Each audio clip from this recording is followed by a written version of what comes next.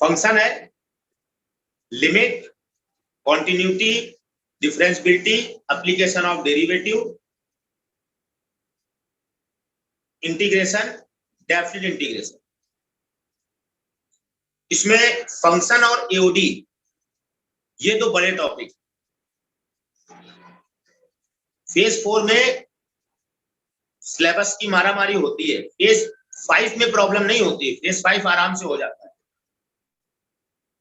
तो इस बार कोशिश करें कि ये मारामारी ना हो और हम टाइम से खत्म कर पाए।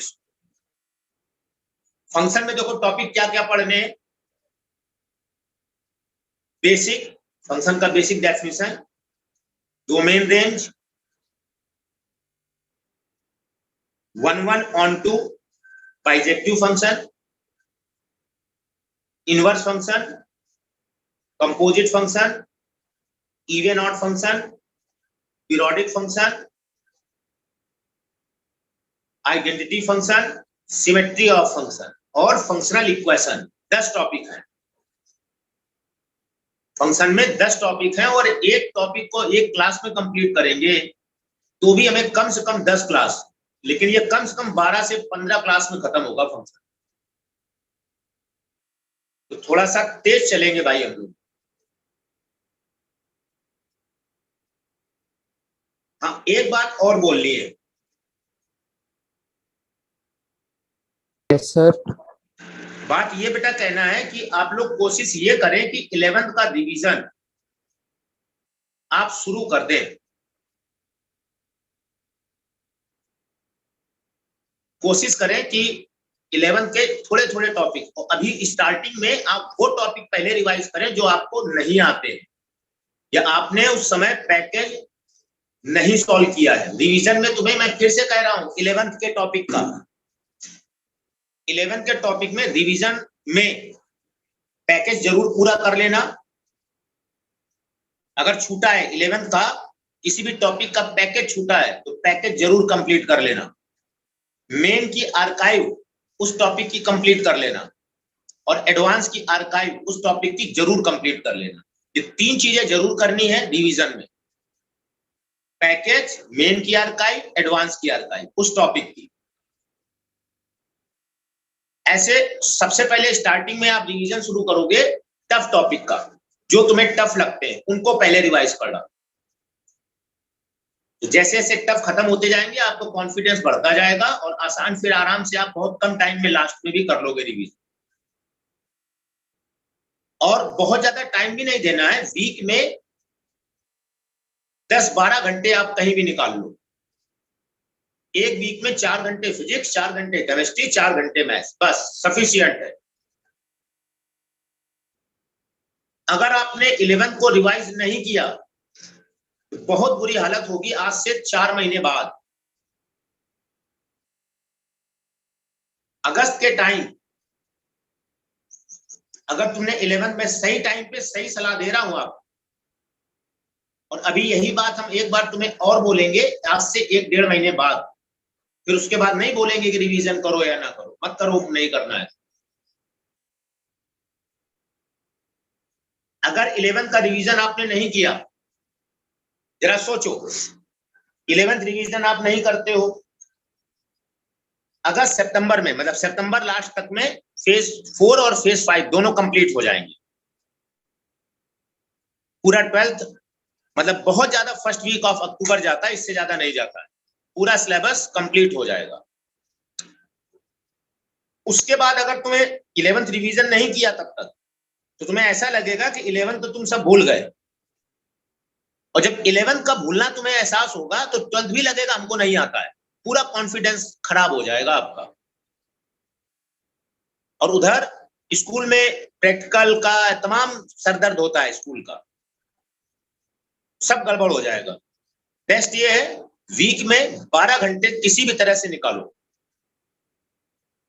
4 घंटे फिजिक्स, 4 घंटे केमिस्ट्री, 4 घंटे मैथ्स, आप रिवीजन शुरू कर दें 11th का। एक दिन बैठ गए 3-4-5 घंटे, मैथ का कोई एक टॉपिक उठाया उसको रिवाइज करना। अब रिवीजन में जैसे कहो सर हमें तो टॉपिक आता ही नहीं, हम रिवीजन कैसे करें? उसके लिए क्या करना है, पैकेज में जो सॉल्व प्रॉब्लम है पहले उनको तैयार करो। अगर नोट्स हैं, क्लास में कराए गए क्वेश्चन है, उनको तैयार करो। इसके अलावा कोई बुक है उस टॉपिक की, उसके सॉल्व एग्जाम्पल करो। तो पहले सॉल्व एग्जाम्पल जब करोगे ना, तब धीरे धीरे अनसॉल्व तुम करने लगोगे।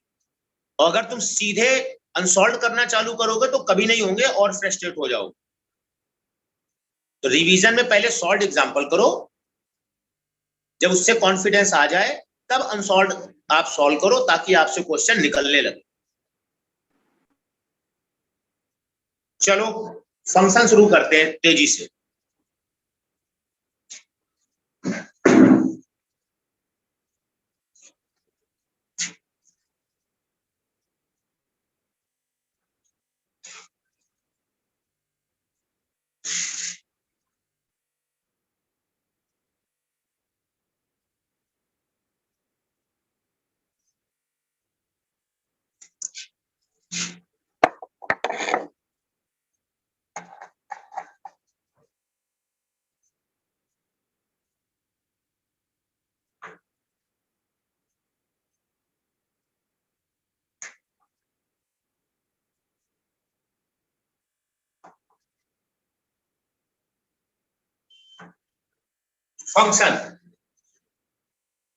फंक्शन में सबसे पहला पॉइंट इसकी basic definition.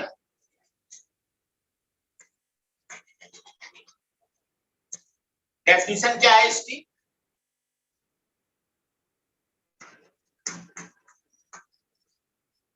f a to b is a function from set a to set b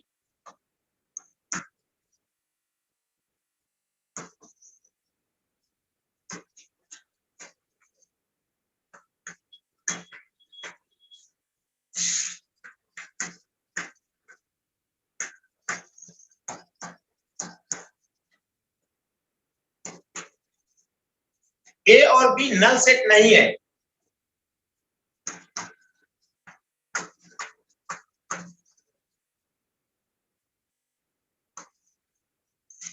f a to b is a function from set a to set b if every element of set a is related to, connected to या map to. Is related to कह दो या map to.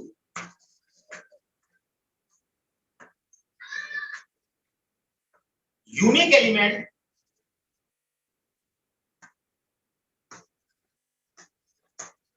Of set B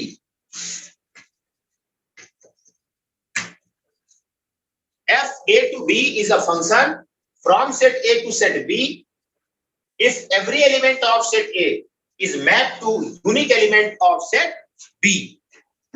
सबसे पहले बेटा ये बताओ, board visible है, दिख रहा है आपको प्रॉपर जो लिखा हुआ है? Yes sir. Yes sir. और अभी मैं जब खड़े होकर के बोल रहा था तो आपको सुनाई पड़ रहा था उस समय? Yes sir. Yes sir. Note yes करो, सर। नोट करो, फिर मैं इस पे एग्जांपल देता हूं। पहला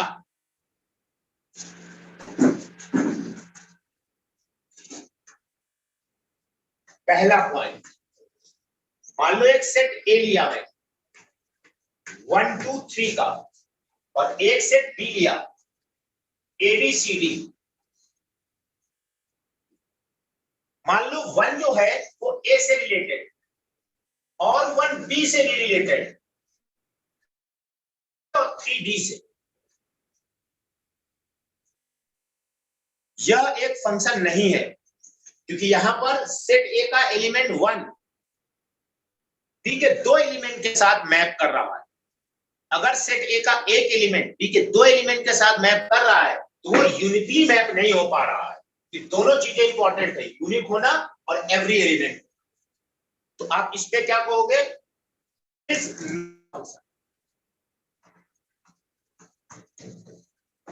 is not function, it is relation.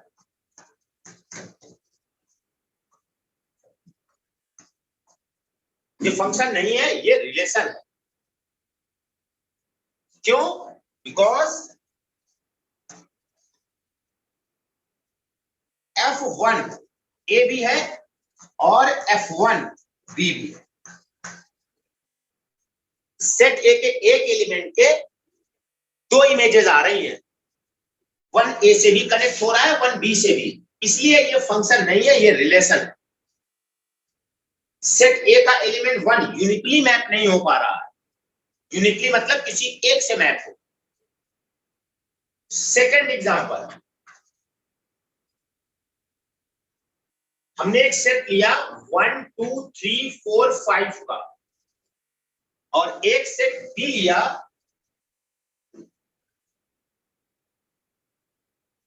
1 2 3 4 5 6 7 8 9 10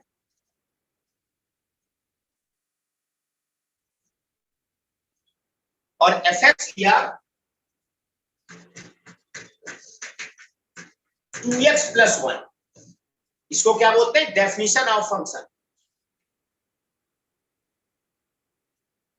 अब देखो, अगर x की वैल्यू 1 देते हो तो 1 पर ये 3, मतलब इस डेफिनेशन के अंडर, आप बाद में नोट कर लेना, पहले सुनते जाओ थोड़ी बातें।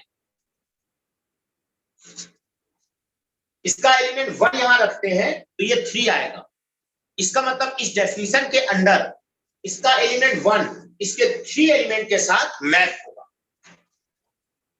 ऐसे 2 पर 5, 3 पे 7, 4 पे 9, लेकिन जब 5 आएगा तो 11 आने लगेगा और 11 सेट बी में कहीं है ही नहीं। इसका मतलब इसका एलिमेंट 5 इस डेफिनेशन के अंडर मैप नहीं हो पा रहा है किसी भी एलिमेंट के साथ।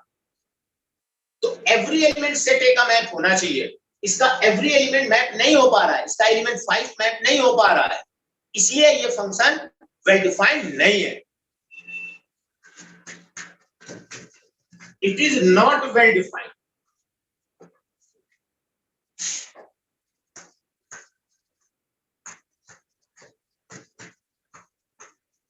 It is not well-defined function. It is relation. Sir एक सेकंड बेटा, अभी सुनते हैं, एक मिनट। ये वेल डिफाइंड फंक्शन नहीं है, ये रिलेशन है। क्यों नहीं है? बिकॉज F5 11 आता है, F5 पर 11 और 11 not belongs to set B. F5 इस डेफिनेशन के अंदर 11 आएगा और 11 सेट बी में नहीं है। इसका मतलब एलिमेंट 5 किसी से भी मैप नहीं हो पा रहा है, इसका मतलब इसका एक एलिमेंट छूट गया मैपिंग से, इसलिए ये फंक्शन नहीं है, ये रिलेशन। हाँ बोलो भाई, क्या कह रहे हो बेटा? सर तो हम इसमें भी बोल सकते हैं कि it is not a function. हाँ बिल्कुल, लिखा तो है, it is not function. Okay sir, okay sir. हाँ, यहां तक नोट हो जाए तो एक बार बोलोगे नोट हुआ, फिर लेते थर्ड एग्जांपल लेते हैं। डन हो गया सर। अब मैं थर्ड एग्जांपल ले रहा हूं, आप नोट करते चले मेरे साथ। आप जितनी तेज चलोगे उतने ज्यादा क्वेश्चन हम आपको पढ़ा पाएंगे।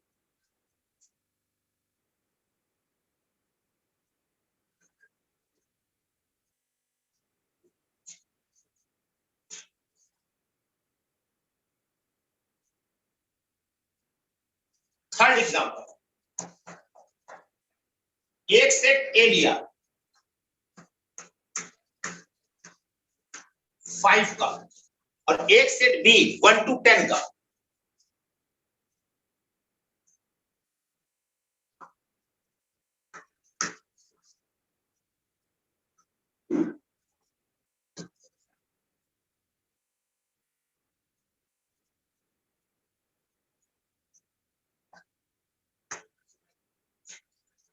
और डेफिनेशन दी है मैंने,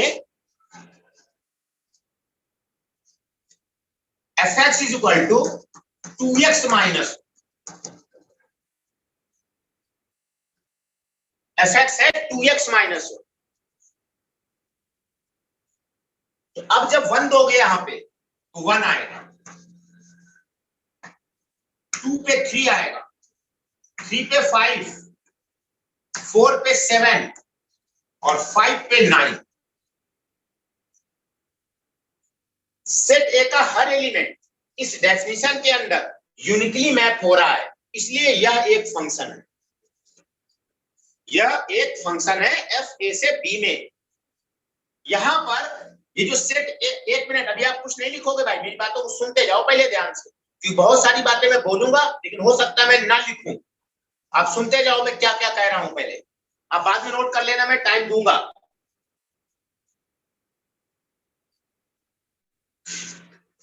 देखो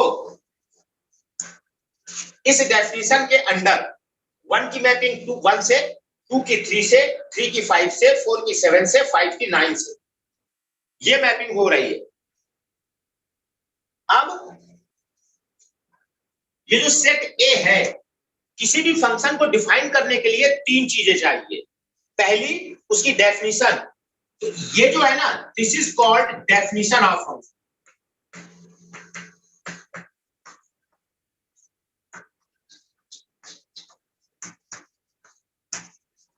फंक्शन की डेफिनेशन क्या है? f(x = 2x - 2).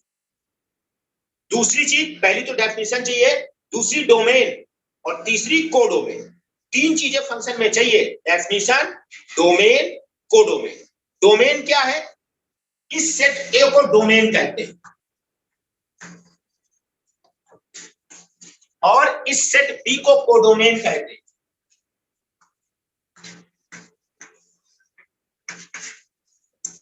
अगर कहीं भी एफ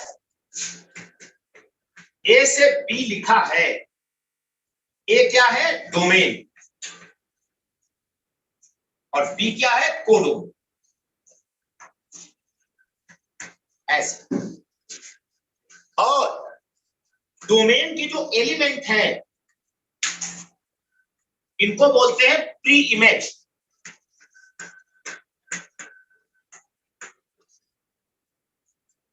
और ये प्री इमेज जब हम डेफिनेशन में देते हैं वेरिएबल की जगह पर, तो जो वैल्यू आती है उनको कहते हैं इमेज। 1, 3, 5, 7, 9, इनको हम इमेज कहते हैं, इनको हम इमेज कहते हैं। इसका मतलब, अभी सुनते जाओ आप, नोट कर लेना। इसका मतलब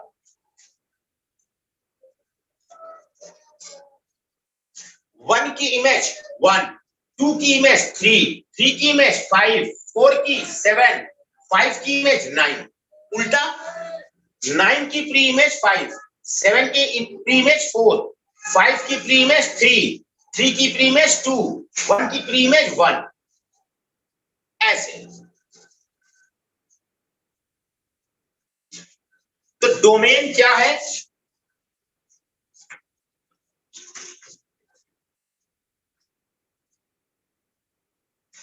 डोमेन है सेट ऑफ प्री इमेज या set of input.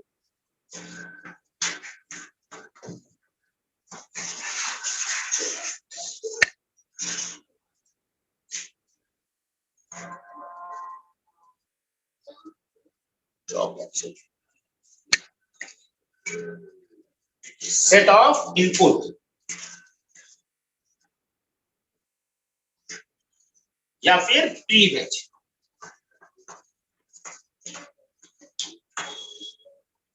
Set of pre images. उसके बाद कोडोमेन क्या है? सेट ऑफ पॉसिबल आउटकम जो हमें दिया जाएगा।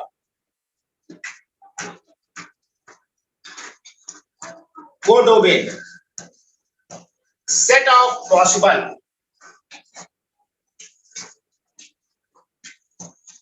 आउटकम।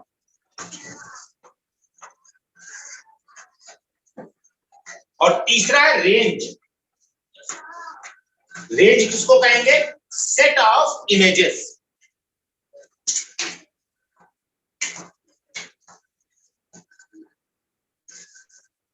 अब एक छोटी सी जरूरी बात सुनना ध्यान से, मैं कुछ कह रहा हूं।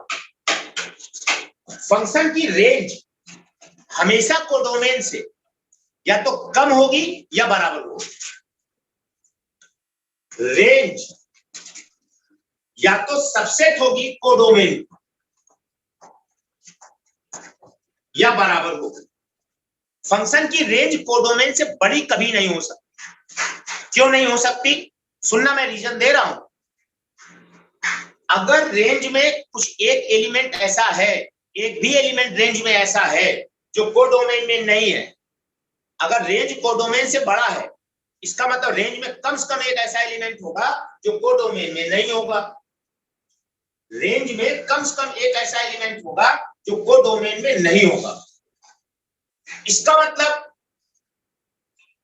जिस x के लिए इस पे वो वैल्यू आ रही है जो इसमें नहीं है, उस पॉइंट के लिए वो फंक्शन डिफाइंड नहीं होगा। जैसे एग्जांपल 2 सोचो, f5 की इमेज 11 आ रही थी, 11 कोडोमेन में नहीं था, इसका मतलब 5 पे फंक्शन डिफाइंड नहीं।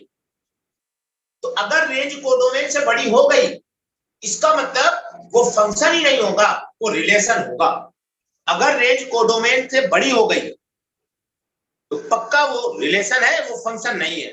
वो रिलेशन फंक्शन कब होगा? रेंज या तो कोडोमेन के बराबर हो जाए या फिर सबसेट। और इसी फंक्शन को हम ऐसे भी लिख सकते हैं, एफ ए से बी और f इज इक्वल टू 1 की p इमेज 1 है, 1 की मैपिंग 1 से, 2 की मैपिंग 3 से, 3 की मैपिंग 5 से, 4 की 7 से और 5 की 9 से। इसी चीज को आप ऐसे भी लिख सकते हैं, ऐसे।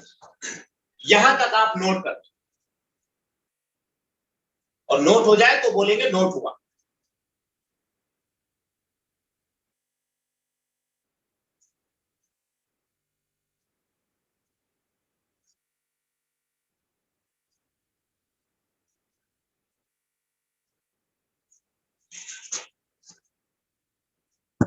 डन।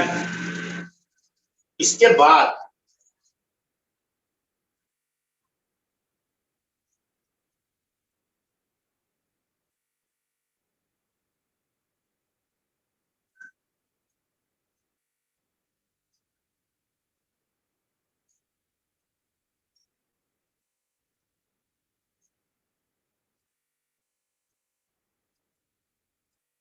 चलो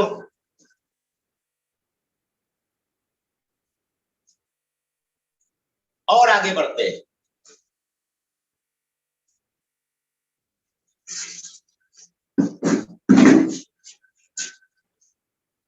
अब हम 1 बाय 1 कुछ फंक्शन डिफाइन कर रहे हैं। तो सेकेंड पॉइंट लिखोगे,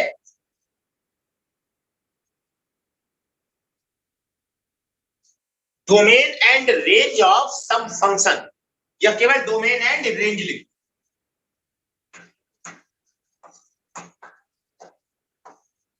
यह second point function, domain and range.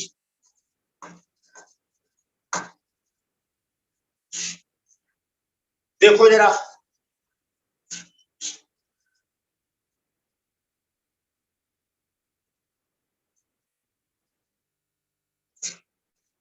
इसमें सबसे पहले लिखोगे कांस्टेंट फंक्शन। सबसे पहला कांस्टेंट फंक्शन,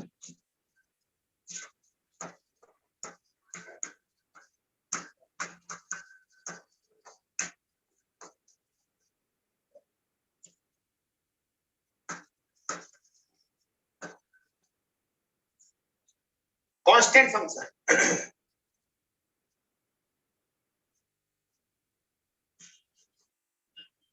वैसे कांस्टेंट फंक्शन की जो डोमेन होगी, देखो किसी भी फंक्शन में अगर डोमेन और कोडोमेन डिफाइंड नहीं है तो उसकी डोमेन और कोडोमेन को आर मानना है, ऑल रियल नंबर। जैसे हम कहें fx is equal to constant k, बस इतना मैंने दिया है। तो इसकी डोमेन भी आर, इसकी कोडोमेन भी आर।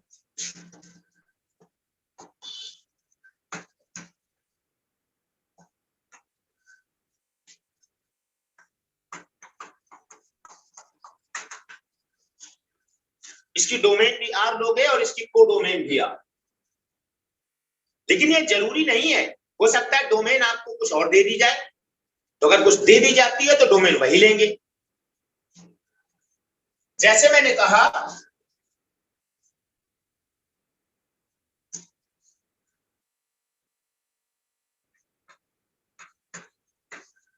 इस रिजल्ट को ध्यान रखना इंपॉर्टेंट है, मैं लिख रहा हूं, देखो fx is equal to sin pi gif gx।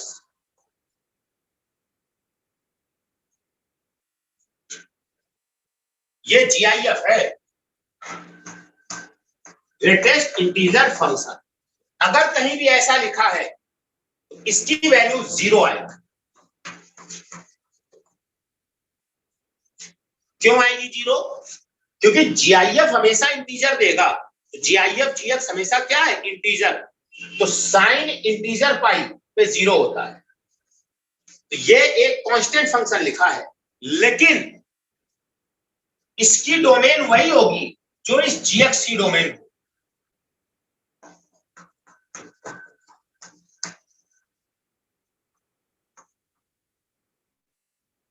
ऐसे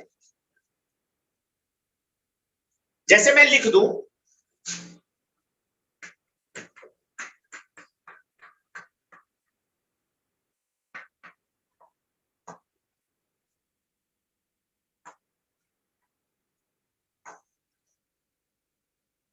साइन पाई gif 10x, तो इसकी वैल्यू तो 0 होगी।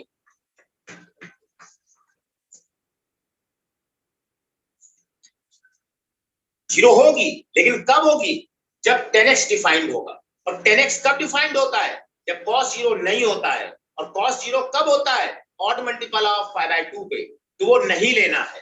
तो for all x belongs to odd multiple of pi by 2। इसके अलावा सारा, तो इसकी अगर कोई कहे डोमेन बताओ, तो domain of 10x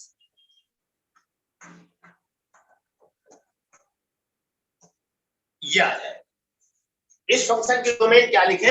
r minus odd multiple of pi by 2, ऐसे। और इसकी रेंज 0, क्योंकि ये केवल 0 देता है।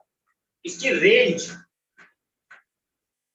हम कहेंगे 0, बस एक एलिमेंट, केवल ये 0 देता है। लिखते चलो मेरे साथ।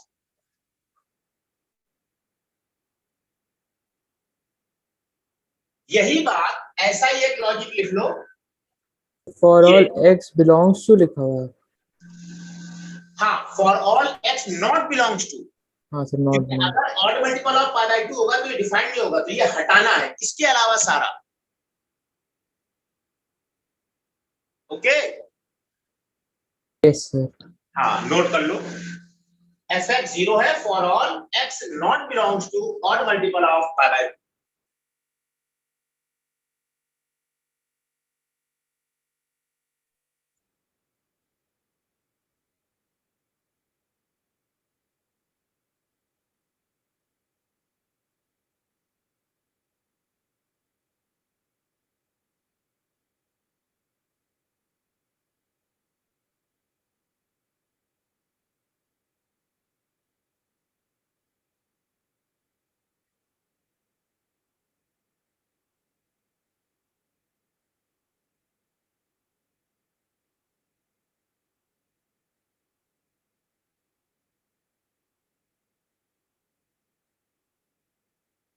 चलो आगे बढ़ते हैं भाई। एक और देखो, ऐसे ही कहीं भी लिखा हो fx is equal to tan pi gif gx, इसकी वैल्यू भी 0।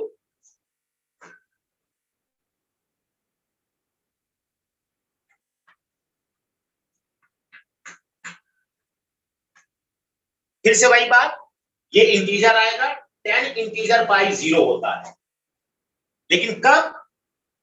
जब gx डिफाइंड हो। जब gx डिफाइंड हो। तो domain of F domain of G हो जाएगा, जो इसकी डोमेन वही इसकी डोमेन। जैसे मैं लिख दूं एग्जांपल एक छोटा सा,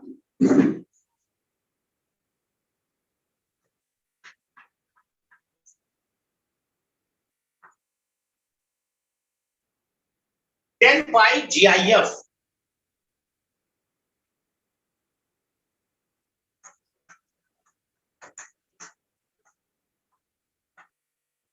टेन पाई GIF x minus one upon x plus. तो ये जो fx होगा ना, तो जीरो होगा। कब होगा? जब x बिलोंग्स टू r, उसमें से क्या हटा दें? ये कब डिफाइंड है? जब डिनोमिनेटर जीरो नहीं होगा। और डिनोमिनेटर जीरो कब है? -1 पे। तो -1 हटा दें,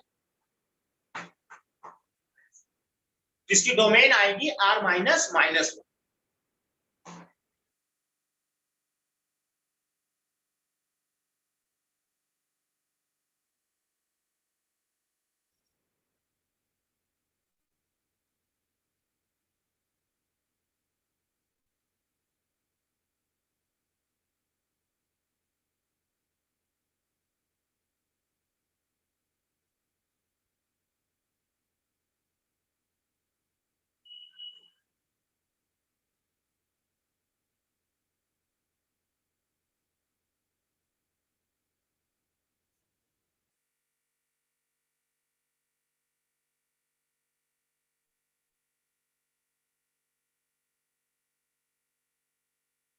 done.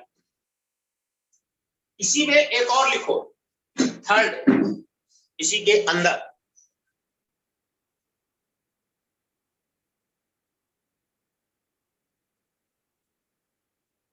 fx is equal to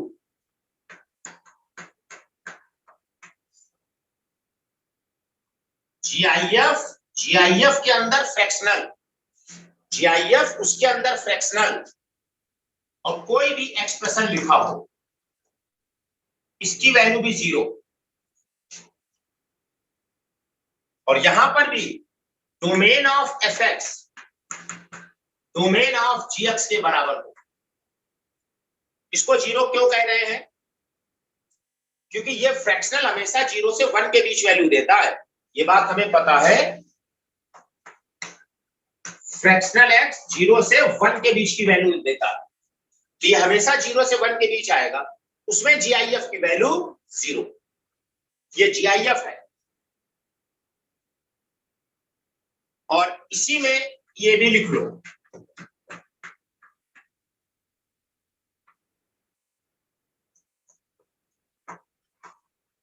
fractional GIF GX ये भी 0। क्यों? क्योंकि फ्रैक्शनल x 0 होता है x इंटीजर पर। अगर x इंटीजर, तो ये हमेशा इंटीजर देगा, उस इंटीजर पर ये हमेशा 0 है। और यहां पर भी domain of fx domain of gx, ये सब कांस्टेंट फंक्शन 0 है।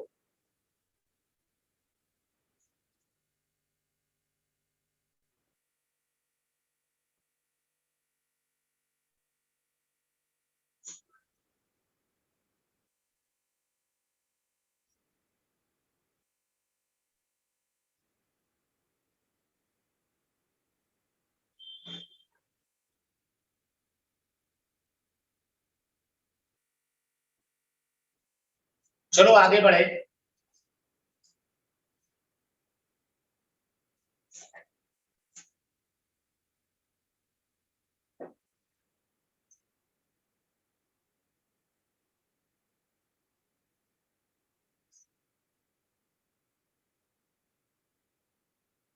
सेकंड लिखोगे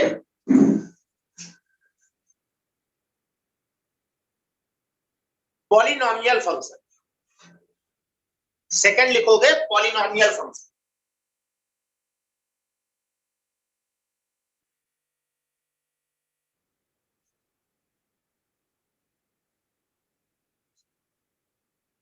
पॉलिनोमियल फंक्शन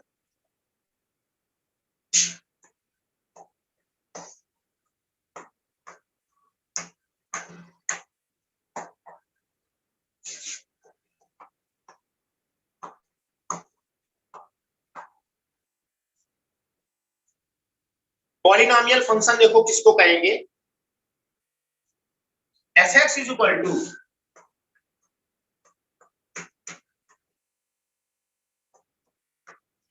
an x की पावर n x की power n minus 1 a1 x plus a0। Polynomial की डोमेन हमेशा आर, अगर कुछ ना दी जाए। आर मतलब माइनस इंफिनिटी से प्लस इंफिनिटी। पॉलिनोमियल फंक्शन की डोमेन आर और इसकी रेंज, तो if fx is odd degree polynomial,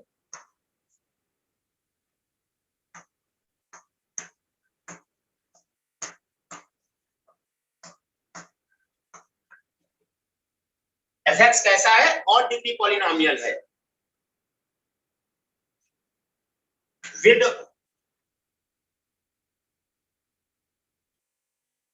और domain of function r, then fx odd degree polynomial हो और उसकी डोमेन r हो, देन उसकी रेंज r होगी माइनस इंफिनिटी से प्लस इंफिनिटी। एक बार पॉलिनोमियल फंक्शन रिपीट कर दो।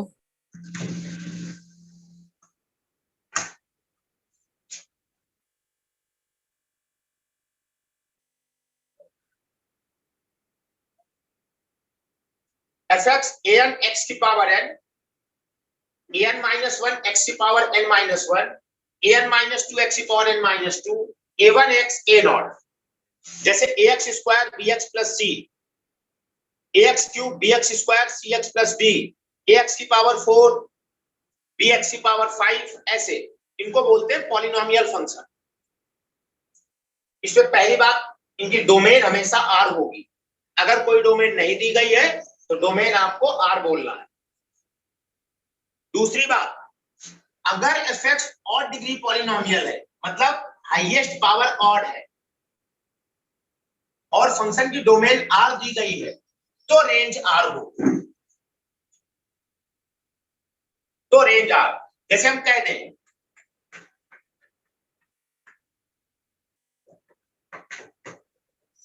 ये 3 डिग्री का पॉलिनोमियल है, तो इसकी रेंज r हो, all real number minus infinity से प्लस इंफिनिटी। तो ऑड डिग्री पॉलिनोमियल की रेंज r होगी हमेशा। अगर fx इवन डिग्री का है,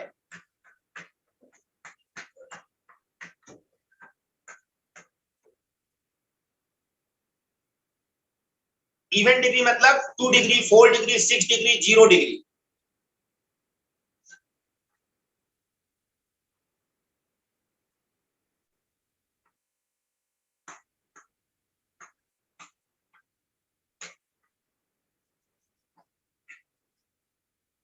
और डोमेन r है।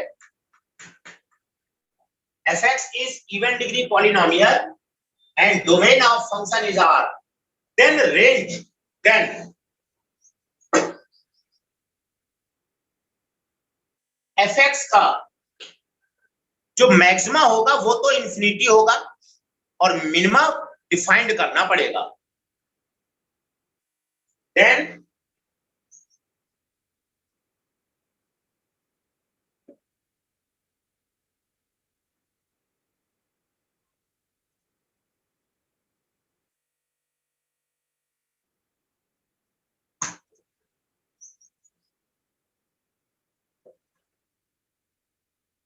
वो कुछ आएगा, मान लो ए आ जाए, तो उसकी रेंज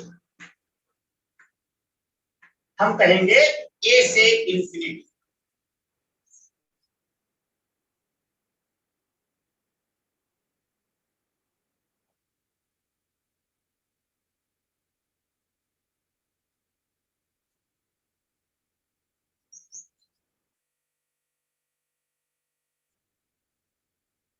जैसे मैं क्वांटिटी के लिए पहले 2 डिग्री के लिए मैं बात करता हूं। अच्छा, एक चीज और लिख लेना पहले कि F X is equal to X, ये और डिग्री का पॉलिनोमियल है, 1 डिग्री का, इसी को हम कहते हैं आइडेंटिटी फंक्शन।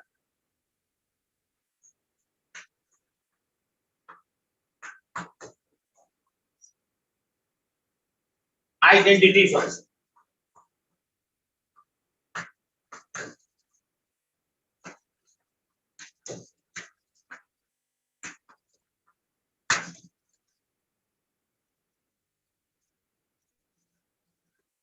आप यहां तक आओ जल्दी से। सर लिख लिया। पहले मैं बात करता हूं क्वाड्रेटिक के लिए, उसको देखो जरा।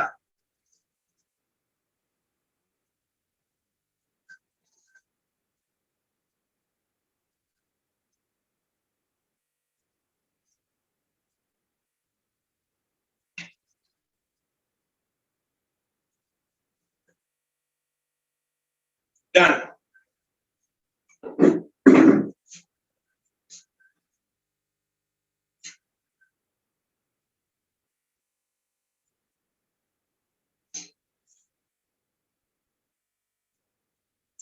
जैसे मैंने कहा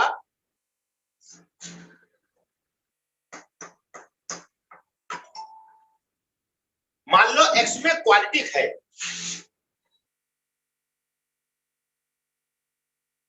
मान लो क्वाड्रेटिक है,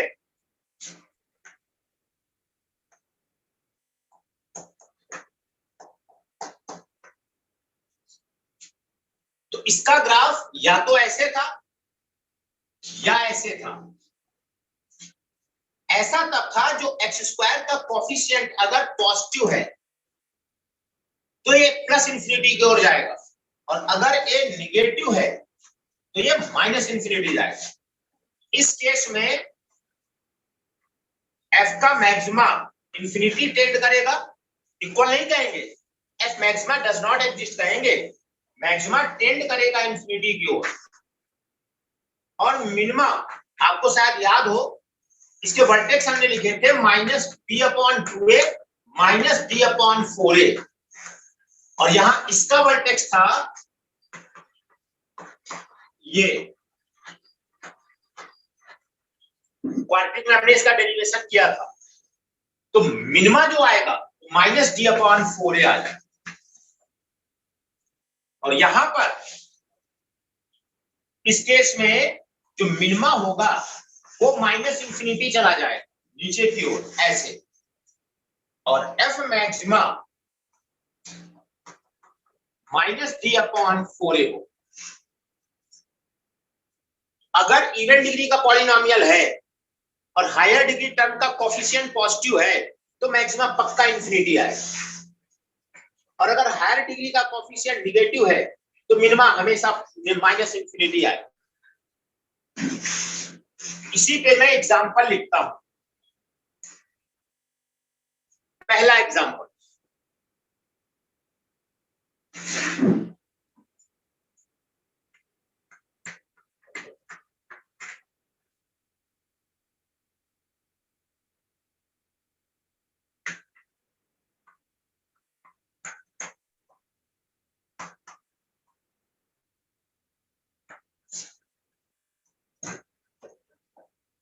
sine square X minus 3 sine x plus 4, और हमें इसकी रेंज निकालनी।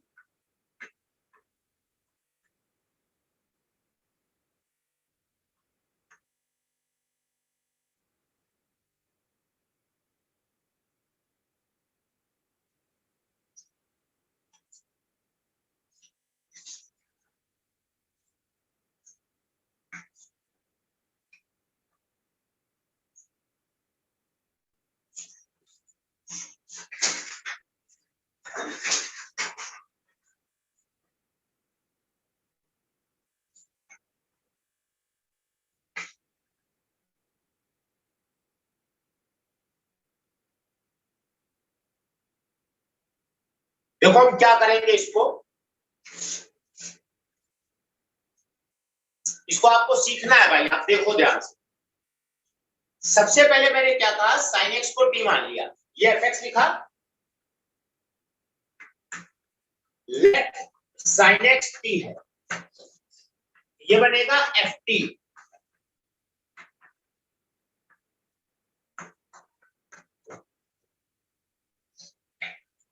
और sin x -1 से 1 होता है, तो t हमारा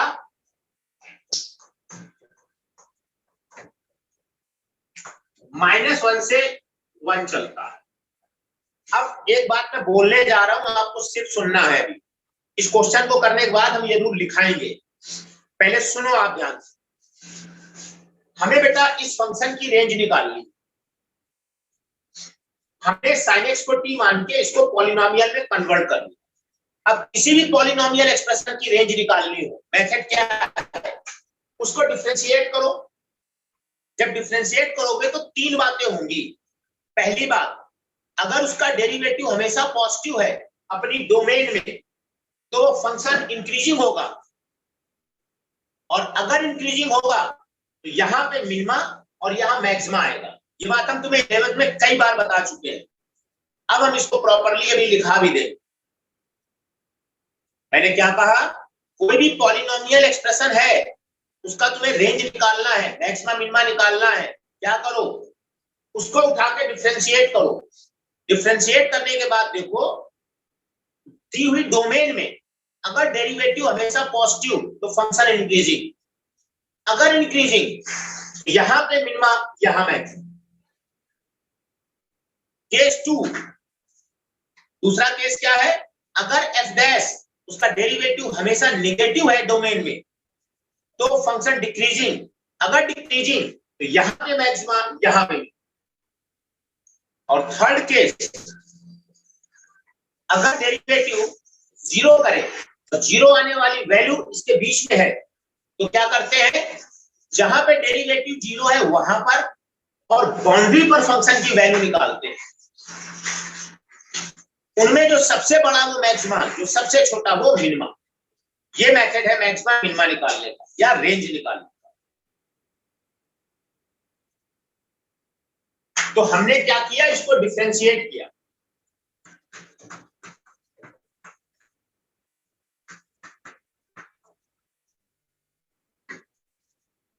टी स्क्वायर का 2t -3, ये 3/2 पे 0 होगा। ये 0 कहां पे हो रहा है,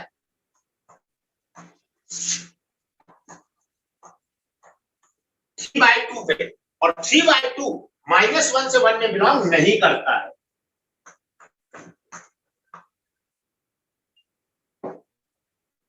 (3/2) नॉट बिलोंग्स टू -1 से 1। तो जहां पे डेरिवेटिव 0 है वो अगर हमारे डोमेन में नहीं है, इसका मतलब क्या है, हमारा डेरिवेटिव या तो पॉजिटिव है या निगेटिव। चेक करो, ये हमेशा निगेटिव है, ये हमेशा निगेटिव।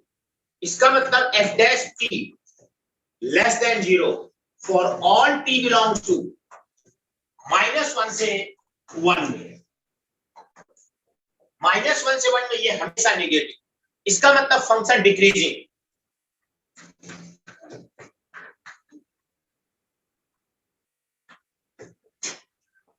और अगर डिक्रीजिंग है तो लेफ्ट बाउंड्री पे मैक्सिमा, राइट बाउंड्री पे मिनिमा। f का जो मैक्सिमा आएगा वो f -1 पर आएगा। यहां t की जगह -1 रख दो, तो आएगा 1 + 3 + 4 8। और f का जो मिनिमा आएगा वो 1 पर आएगा। 1 पर ये 5 - 3 2, तो मिनिमा 2 मैक्सिमा 8। इसकी रेंज हम क्या लिखेंगे, 2 से 8। नोट करो बेटा इस बात को।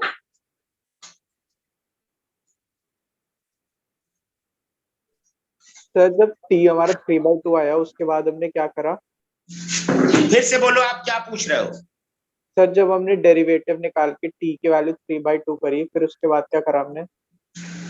फिर हमने ये देखा कि 3/2 हमारे डोमेन में नहीं है। t = 3/2 नॉट बिलोंग्स टू -1 से 1। ये डोमेन में नहीं है। अगर डोमेन में नहीं है तो इसका क्या मतलब हुआ, डेरिवेटिव या तो हमेशा निगेटिव या पॉजिटिव। तो चेक करो, -1 से 1 में ये हमेशा निगेटिव आएगा।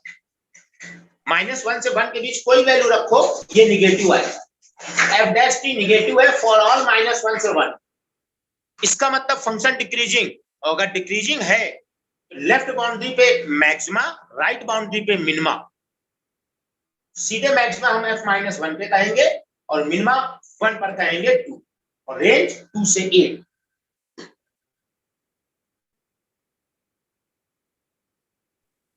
यस नोट कर लो बेटा, कोई डाउट हो पूछ सकते हो फिर से आप।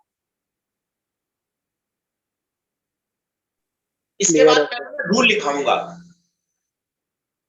Method to find range of polynomial function.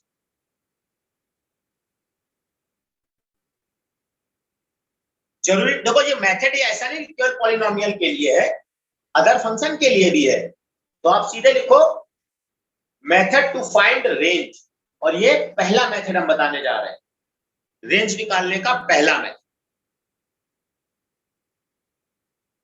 तो इसी पे अभी मैं 2 क्वेश्चन और कराऊंगा, फिर आगे बढ़ेंगे। इसी के नीचे लिखोगे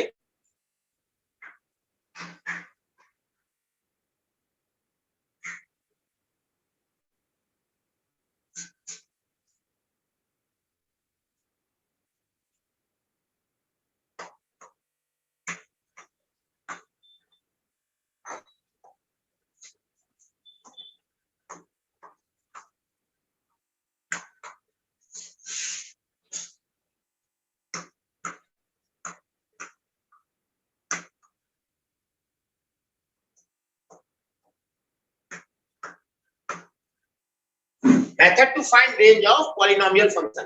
ब्रैकेट में लिख लो कॉन्टिन्यूअस फंक्शन, कोई भी कॉन्टिन्यूअस सबके लिए ये मेथड है।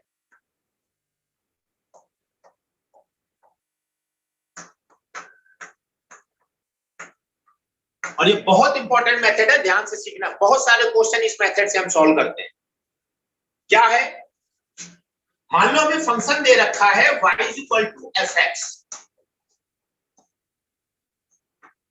और ये इसकी डोमेन है a से b। तो हम क्या करें, dy बाय dx निकालें।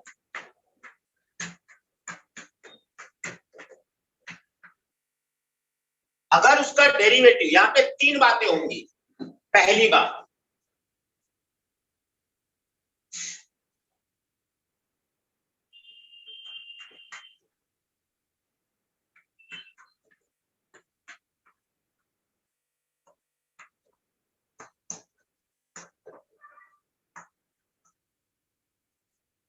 x बिलोंग्स टू a से b में f डैश हमेशा पॉजिटिव। अगर f का डेरिवेटिव हमेशा पॉजिटिव है a से b में, इसका ये मतलब हुआ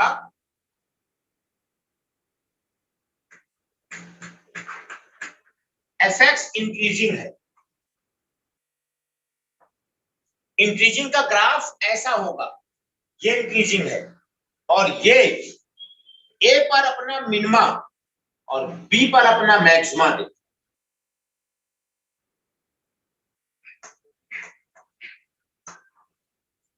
तो f का मिनिमा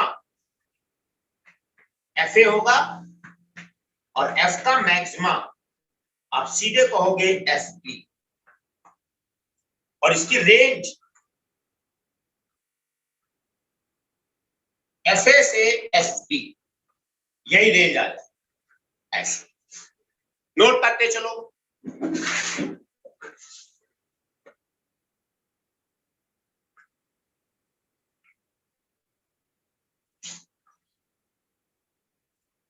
दूसरा केस,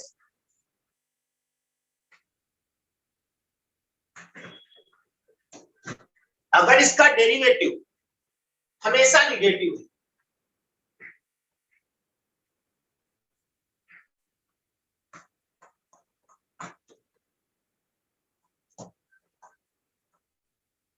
a से b में f डैश निगेटिव है, इसका मतलब ये हुआ fx डिक्रीजिंग है। fx इज डिक्रीजिंग, और अगर एफ एक्स डिक्रीजिंग है तो इसका ग्राफ ऐसे चलेगा, ऐसे ए से बी में। तो एफ ए इसका मैक्सिमा और एफ बी इसका मिनिमा।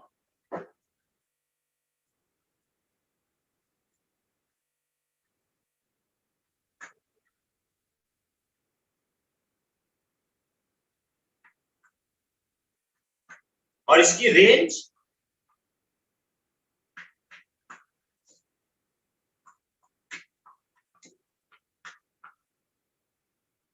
एफ बी से एफ ए।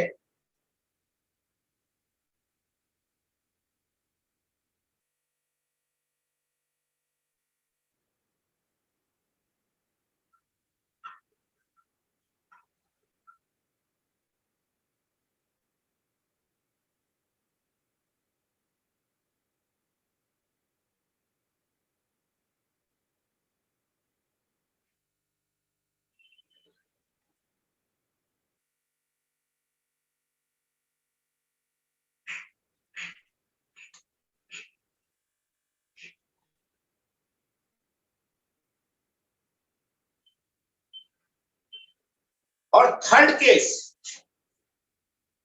सबसे ऊपर लिखूंगा, इतना लिख लो, पहले लिख लो तो बोल दो नोट हुआ। हो गया सर। हो गया। बहुत इंपॉर्टेंट रूल है भाई, इसको ध्यान रखेंगे रेंज निकालने के लिए। ये सर किसी अभी भी 2 मिनट में नोट कर रहे हैं। ये किसी भी कॉन्टिन्यूअस फंक्शन के लिए अप्लीकेबल है। हम बहुत सारे क्वेश्चन में ये लॉजिक लगाएंगे अभी।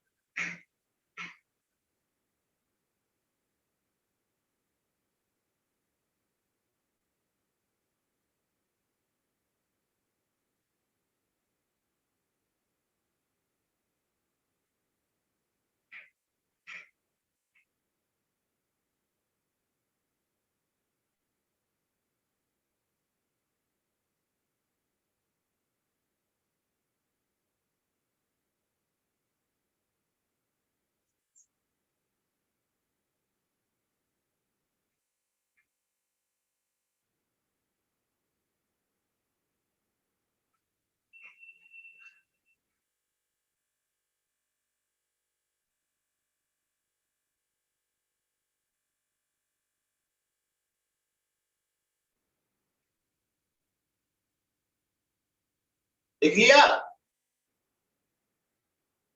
Sir yes sir. बोल दिया करो बेटा। इसके बाद third case,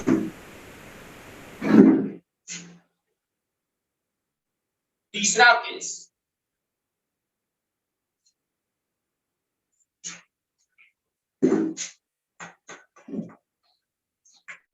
F dash x 0 करते, यहां से x की वैल्यू निकालते हैं। मान लो C1 और C2 वैल्यू है और ये दोनों वैल्यू बिलोंग करती है अल्फा ए से बी में, जो हमारी डोमेन है। अगर इसकी डोमेन में दोनों बिलोंग कर रहे हैं, मान लो ऐसे, तो यहां पर वैल्यू निकालो और यहां पे निकालो।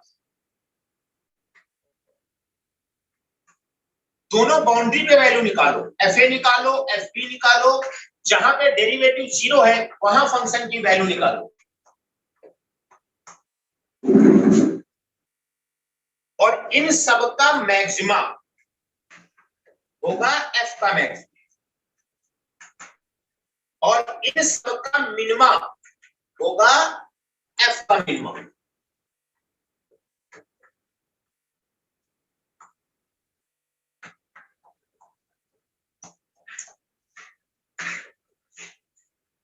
तीसरा पॉइंट क्या कहता है? उसका डेरिवेटिव 0 करो, एक्स की वैल्यू निकालो। अगर वो वैल्यू ए से बी के बीच में है तो वहां पर फंक्शन की वैल्यू निकालो। दोनों बाउंड्री पे फंक्शन की वैल्यू निकालो। जो सबसे बड़ा वो मैक्सिमा, जो सबसे छोटा वो मिनिमा। यहां तक आओ, फिर मैं एग्जांपल सर लिखूंगा। ये बताना सर, क्या बोला आपने दोबारा? कुछ नहीं बेटा, अभी साफ साफ सब लिखा है, पहले इसको नोट करो आप। 2 बार बोल चुके हैं, तीसरी बार फिर बोलेंगे अभी, चिंता ना करें आप, बस नोट हो जाए तो एक बार बोल दें।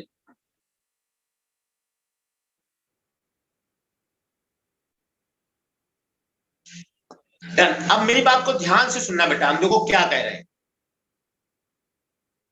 अपने फंक्शन को डिफरेंशिएट करो, एफ डैश एक्स निकालो, उसको जीरो कर दो। जब जीरो करोगे तो एक्स की कुछ वैल्यू आएगी, वो वैल्यू निकाल लो।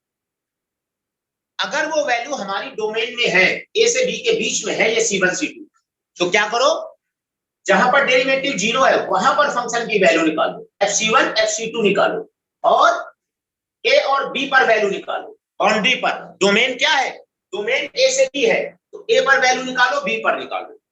इनमें जो सबसे बड़ा होगा, जो सबसे मैक्सिमम होगा, वही फंक्शन का मैक्सिमा है, और इन सब में जो छोटा होगा वही एफ का मिनिमा है।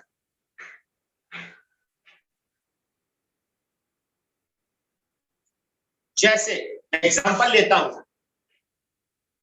अगला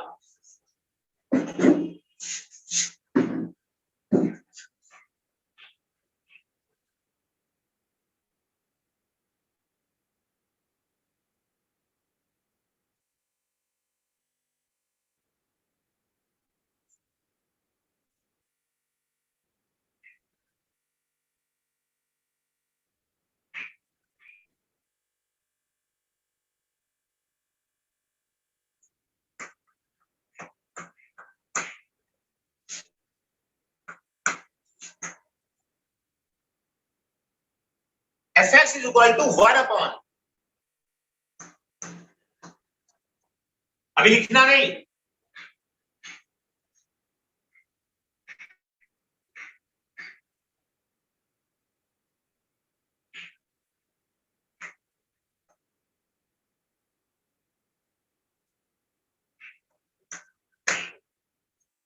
cos square X minus 3 cos x plus 4। Find range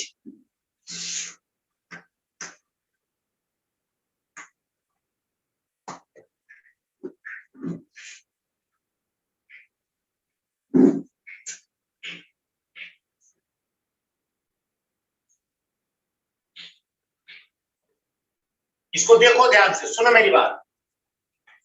सबसे पहले हम इसका रेंज निकालेंगे, फिर उसको उल्टा कर लेंगे। उल्टा करने हमने बेसिक में सीखा था। देखो,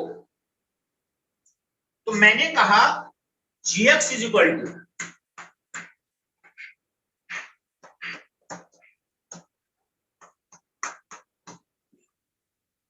cos square X minus 3 cos x plus 4, ये ले लिया gx। इसको कहा gt t square minus 3t plus 4, और t माना है cos x, तो cos x 1 से माइनस 1 के बीच। तो हमारा एक्सप्रेशन क्या बन गया, gt is equal to T square minus 3t plus 4, t minus 1 से 1। अब हमें इसका मैक्सिमा मिनिमा निकालना है। हम क्या करें, डिफरेंशिएट करें।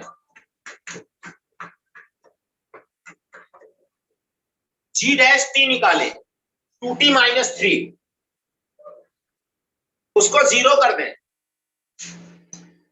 जीरो करोगे 3/2 आएगा। 3/2 इसमें बिलोंग नहीं करता है। ध्यान सुनो, मैं क्या कह रहा हूं, बाद में नोट करना। g डैश t निकाला, अगर इसको जीरो करोगे तो t आएगा 3/2। 3/2 माइनस 1 से 1 में बिलोंग नहीं करता है। इसका मतलब क्या है,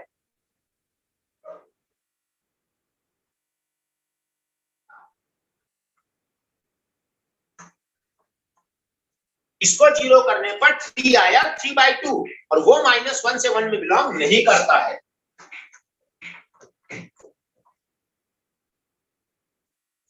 इसका मतलब ये हुआ, इसका डेरिवेटिव या तो पॉजिटिव है या नेगेटिव है, क्योंकि जीरो हो नहीं रहा है। अब ये चेक करो, ये पॉजिटिव है कि नेगेटिव, तो ये हमेशा नेगेटिव है, माइनस 1 से 1।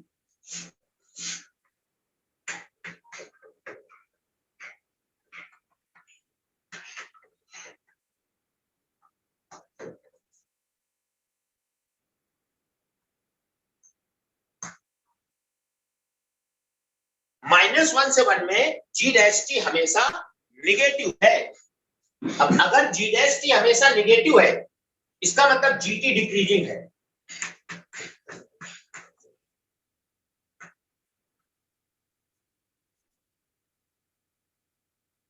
और अगर डिक्रीजिंग है, यहां पे मैक्सिमा, यहां मिनिमम।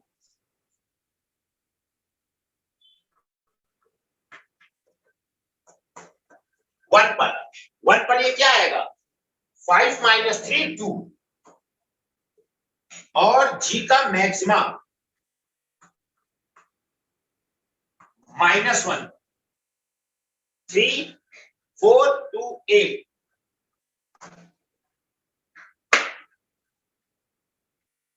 इसका मतलब तो ये एक्सप्रेशन है ना,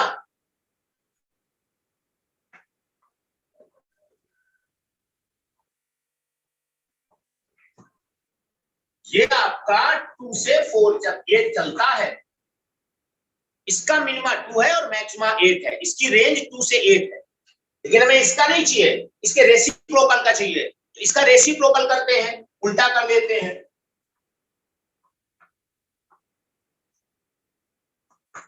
आपको याद होगा मैंने सिखाया था, अगर दोनों तरफ पॉजिटिव है तो सीधे इनइक्वालिटी उल्टा करो और इनको उल्टा करो, बस। ये हमारा एफ एक्स है। तो एफ का मिनिमम 1/8 और एफ का मैक्सिमम 1/2, और एफ की रेंज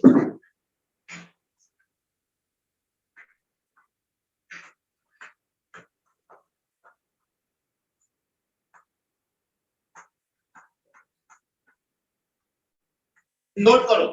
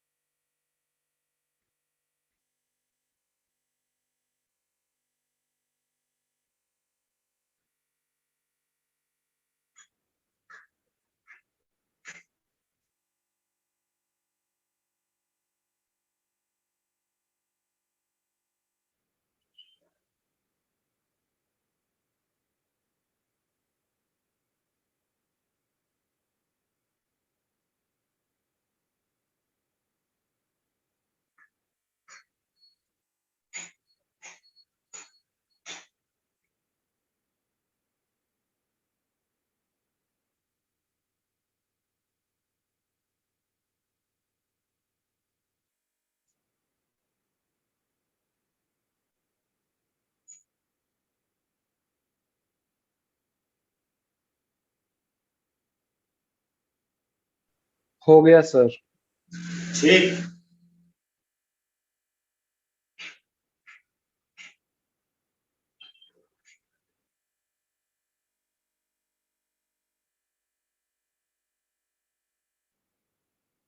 सर डन। आगे बढ़ते हैं।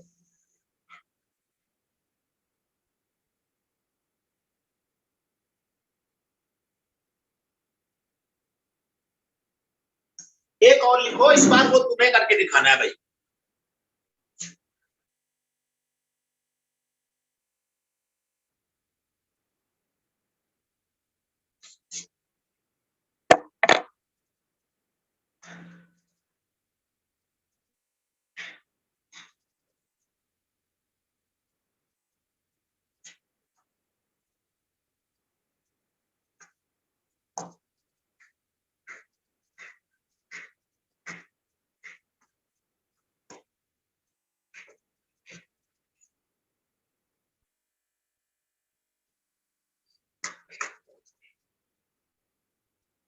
F X is equal to 1/e⁻²x plus e⁻x plus 1। इसकी रेंज निकालो।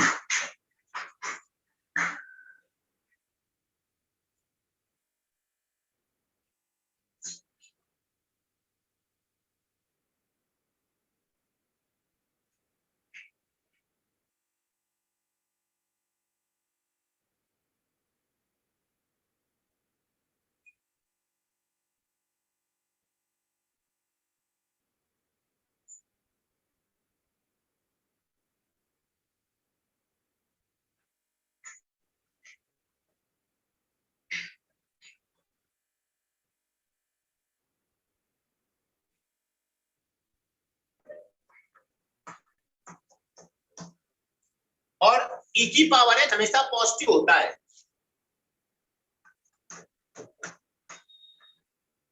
और इंफिनिटी तक। तो t हमारा 0 से इंफिनिटी तक है, इसको डिफरेंशिएट कर लें।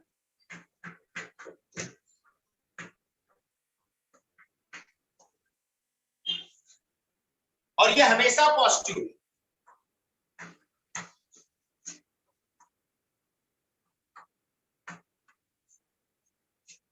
टू टी प्लस वन हमेशा पॉजिटिव होगा अगर टी पॉजिटिव है। अब G dash T two T plus one positive, मतलब जी टी इंक्रीजिंग, और अगर ये इंक्रीजिंग तो जी का जो मिनिमा आएगा वो 0 पे, लेकिन 0 पे क्लोज नहीं है, इसलिए एरो लगाओगे, इसलिए एरो लगाओगे tending to G minima, tending to G zero, और जी जीरो का मतलब 1, और G maxima tending to G infinity. और जब यहां पे इंफिनिटी रखोगे तो ये इंफिनिटी आए, तो जी की रेंज 1 से इंफिनिटी, 1 पे भी ओपन, इंफिनिटी से भी ओपन। मतलब अब हमें एफ का मिनिमा चाहिए। देखो एफ क्या है, एफ एक्स है 1/gx, यही तो है, हमने इसको gx कह दिया है, और हमें एफ की रेंज चाहिए। तो एफ का जो मिनिमा होगा ना,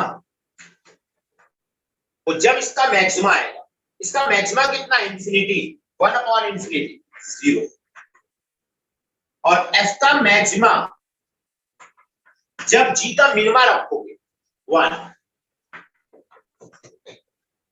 तो रेंज 0 से 1 आएगा। एफ की रेंज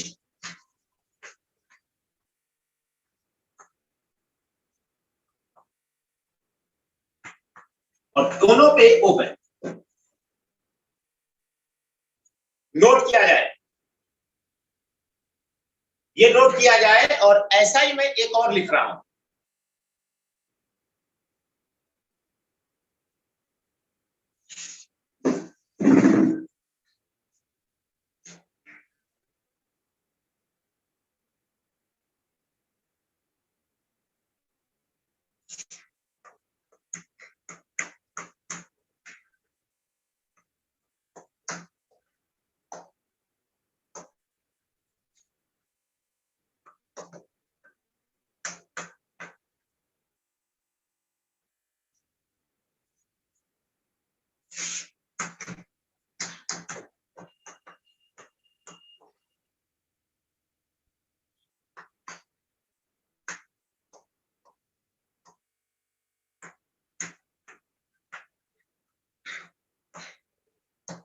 हमें इस फंक्शन की रेंज निकालनी है।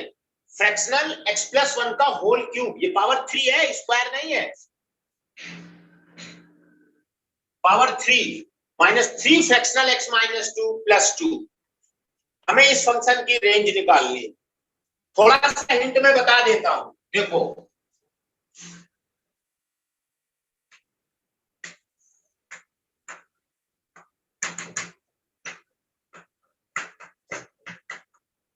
Fractional x plus integer fractional x होता है, तो fractional x plus 1 fractional x बन जाएगा, fractional x minus 2 fractional x बन जाएगा, एफ एक्स आपका हो जाएगा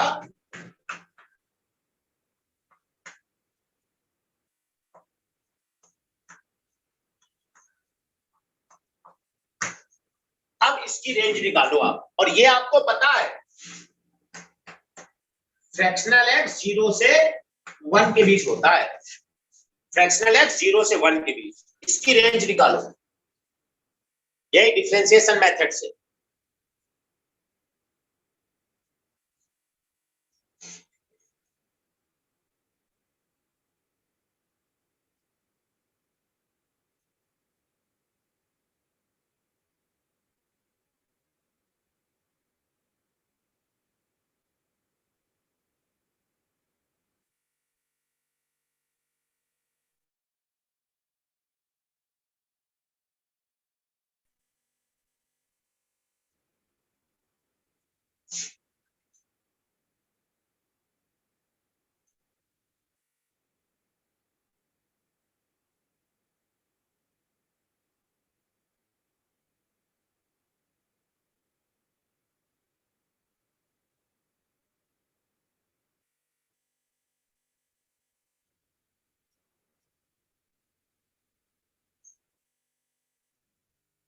बोलो बेटा।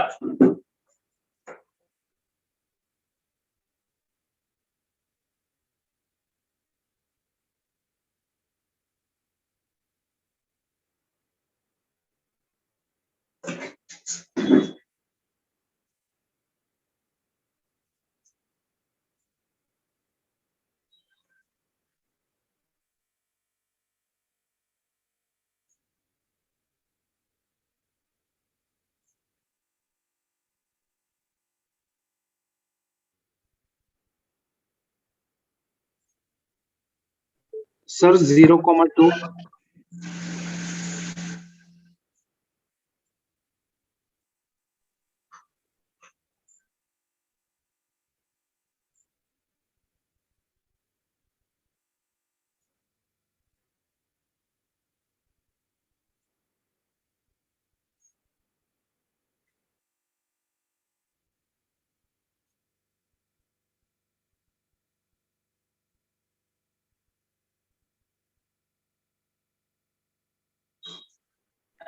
सर 0,2 आ रहा है.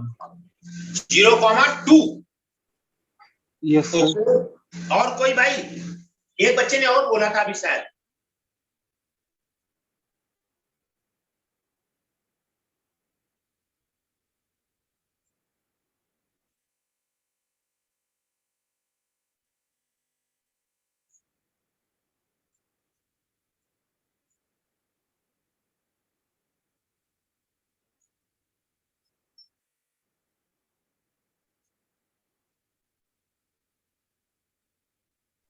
Yes sir 0,2.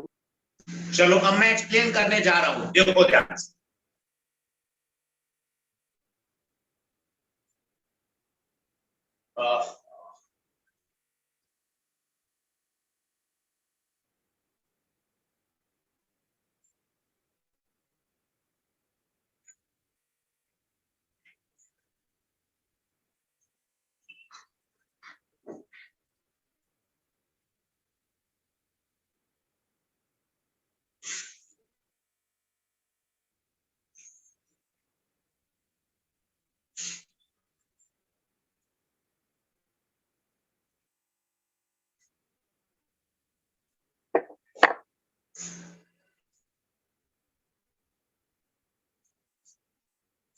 Fractional x plus integer fractional x, इसलिए इसकी जगह आ गया फ्रैक्शनल एक्स का क्यूब और ये -3 फ्रैक्शनल एक्स प्लस, और फ्रैक्शनल एक्स 0 से 1, तो मैंने फ्रैक्शनल एक्स को टी माना,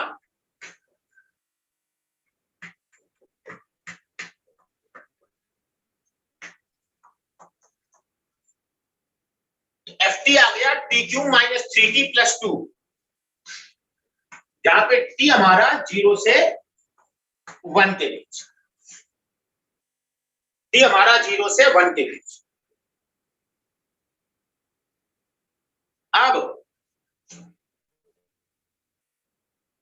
हमें इसकी रेंज निकालनी है, डिफरेंशिएट करो,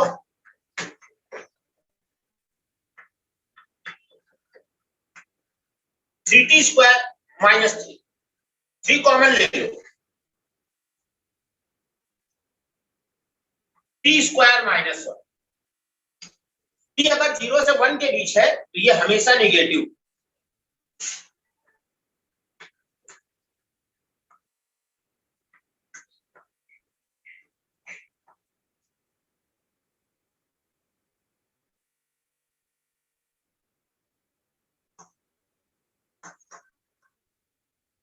ऐसे 0 पे क्लोज 1 पे ओपन, पर इसका डेरिवेटिव हमेशा नेगेटिव है, इसका मतलब f डिक्रीजिंग।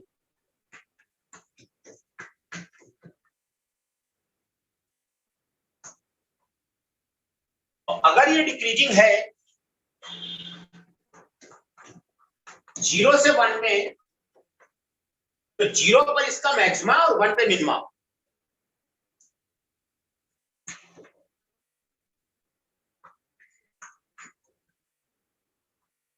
और 0 पर इसकी वैल्यू 2 और एफ मिनिमा, मिनिमा इक्वल नहीं होगा, टेंड करेगा, क्योंकि हमारे पास 1 नहीं है। और F1 की वैल्यू 0। इसकी रेंज मिनिमा 0, मैक्सिमा 2, 2 पे क्लोज, इस पे ओपन, तो रेंज 0 से 2।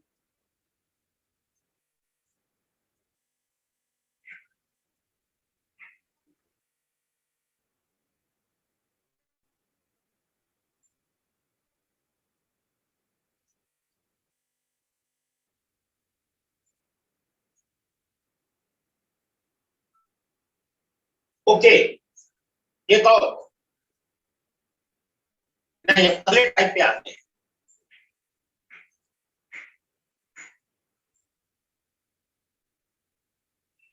एक अच्छा एग्जांपल और लिखो, अच्छा है ये भी।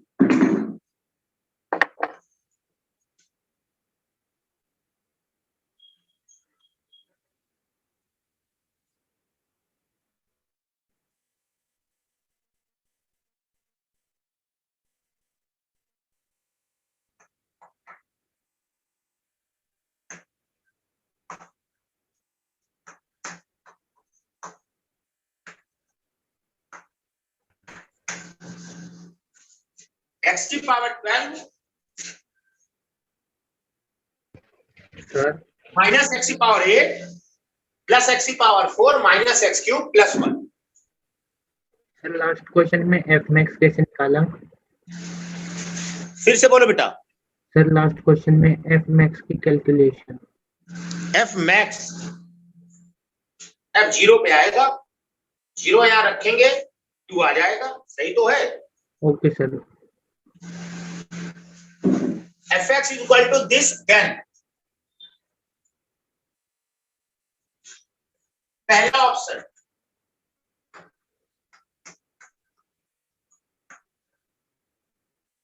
fx belongs to R,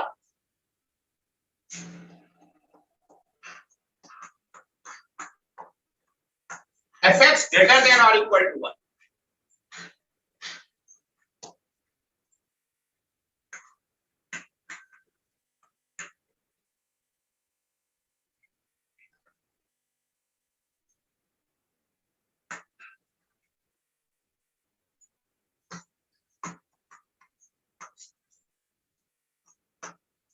चार ऑप्शन है, आपको टिक करना है।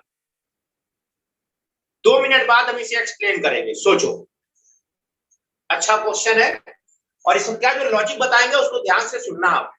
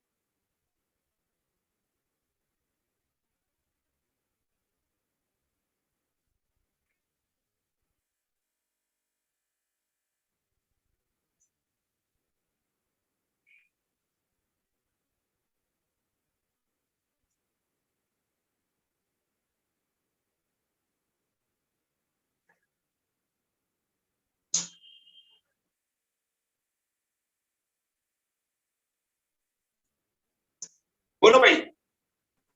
Sir B. बी, ठीक।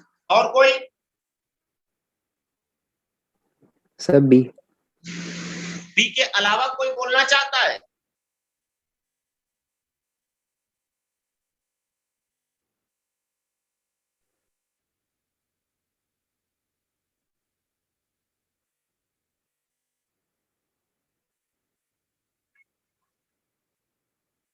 इसका आंसर है सी, बी नहीं है। इसका आंसर है सी।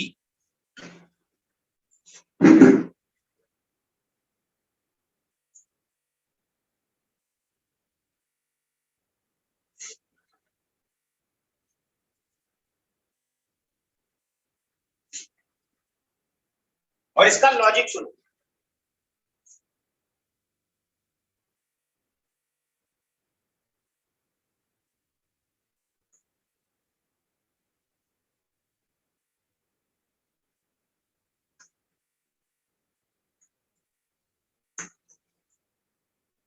देखो F0 पर तो 1, F1 पर भी ये 1 है, F-1 पर ये 0, 3 है। और अगर X 0 से 1 के बीच है, आप लिखे नहीं, सिर्फ सुने पहले ध्यान से, इसमें कुछ लिखना नहीं है, सुनो ध्यान से। X अगर 0 से 1 के बीच है, तो 0 से 1 के बीच के नंबर की पावर बढ़ाने पर वैल्यू कम होती है, तो x की पावर 4 x की पावर 8 से बड़ा होगा। तो ये और ये मिलकर के पॉजिटिव, ये और ये पॉजिटिव हो जाएंगे। 1 इससे बड़ा है, ये पॉजिटिव, ये पॉजिटिव और ये पॉजिटिव, तो ये पूरा एफएक्स कैसा होगा? पॉजिटिव होगा।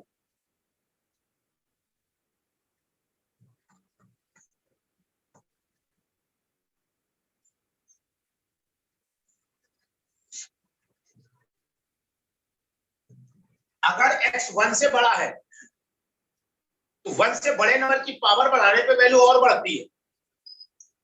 तो ये इससे बड़ा और ये इससे बड़ा, तो ये पॉजिटिव और ये पॉजिटिव और ये 1।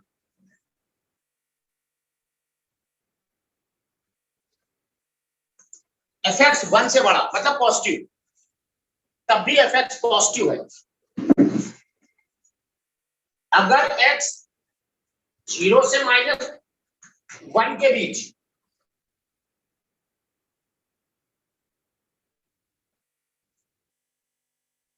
अब उस केस में ये पॉजिटिव हो जाएगा, इसकी वैल्यू इससे बड़ी। x अगर -1 से 0 के बीच है, x की पावर 4 x की पावर 8 से बड़ा, तो ये पॉजिटिव है ही, ये भी पॉजिटिव हो जाएगा, और 1 ये फिर से पॉजिटिव।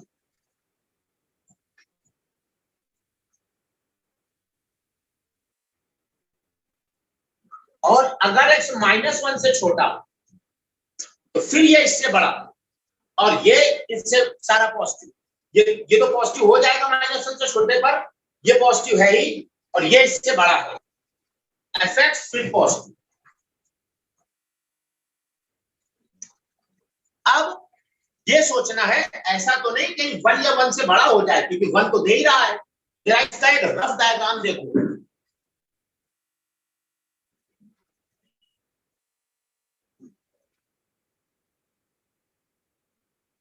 जीरो पर 1, 1 पर 1, 0 पे 1 है और 1 पे 1 है। अब अगर 1 से बड़ी वैल्यू रखते हो, तो ये जो डिफरेंस है ना, ये और बढ़ेगा, इनका डिफरेंस भी बढ़ेगा, तो ये बढ़ता जाएगा, मतलब इंक्रीज करेगा। तो ये इधर तो भाई ऐसे जाए,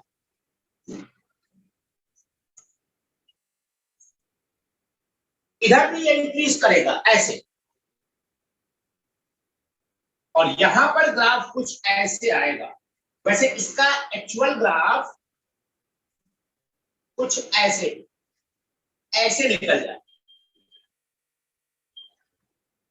तो यहां पर ये 1 है, ये 1 है, ये 1 से नीचे आता है, 0 से 1 के बीच में ये 1 से नीचे आएगा, इसलिए बी ऑप्शन गलत है। 1 से नीचे वैल्यू आएगा अगर x की वैल्यू 0 से 1 के बीच होगी, तो हम इसको टिक करें, और ये 0 कभी नहीं देगा, नोट करो। सर हमें वैल्यू सब्स्टिट्यूट करके आंसर फाइंड करना पड़ेगा इसका। नहीं, हम एग्जैक्ट वैल्यू नहीं बता सकते बेटा, इसका एग्जैक्ट मिनिमा नहीं निकाल सकते हैं, बट ये पक्का है कि 1 से छोटा जाएगा।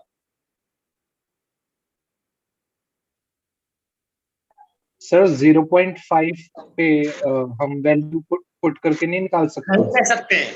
0.5 पे मिनिमा इसलिए नहीं देगा क्योंकि 1/2 के अबाउट के सिमेट्रिक नहीं है। अगर यहाँ पे मिनिमा होता 1/2 पे तो ये सिमेट्रिक होता, जरूर ये सिमेट्रिक थोड़ी नहीं इसके अबाउट। अगर 1/2 के अबाउट ये ग्राफ सिमेट्रिक होता तो 1/2 पर ये मिनिमा दे जाता, ये 1/2 पे मिनिमा नहीं देगा, ये और कहीं देगा। Okay sir. हाँ ये पक्का है, ये 1 से छोटा जरूर होगा।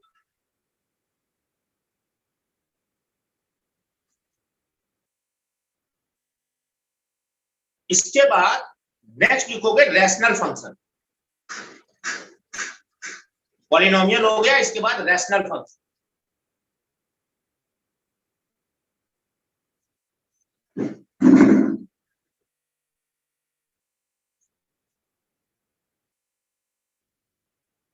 रैशनल फंक्शन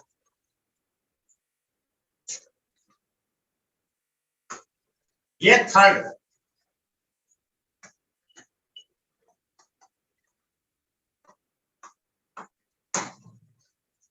रैशनल फंक्शन देखो किसको कहते हैं,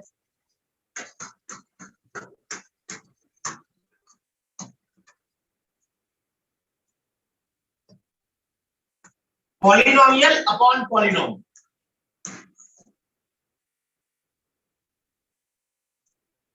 दो पॉलिनोमियल का रेशियो अगर है that is called rational function.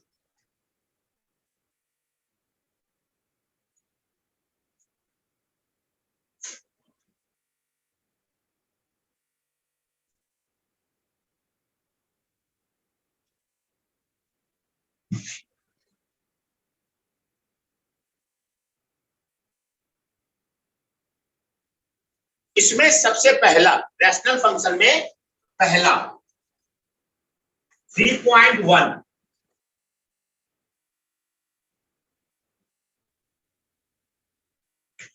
Linear upon linear.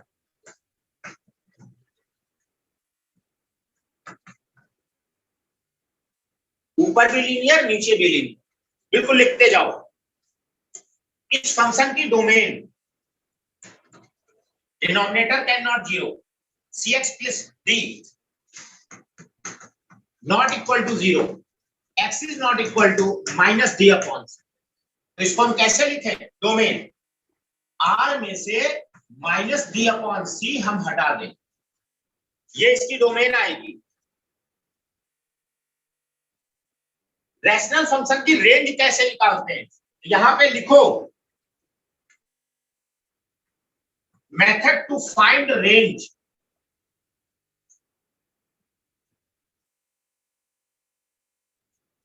Of rational function, या बस मेथड टू फाइंड रेंज, ये सेकंड मेथड डाल दो M2। एक मेथड में रेंज निकालने का पहले बताया था डिफरेंशिएशन मेथड, एक दूसरा मेथड देखो, ध्यान से सुनना स्टेप इसके। मान लो y is equal to fx है, तो तुम क्या करो, find x in terms of y।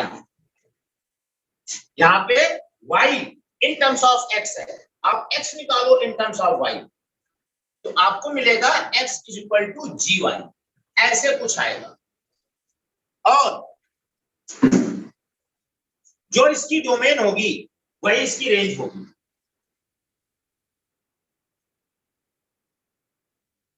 Domain of gy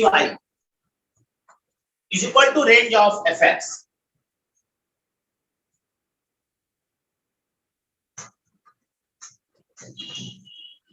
आप इसकी डोमेन निकाल लो, आपको एफ एक्स की range uh.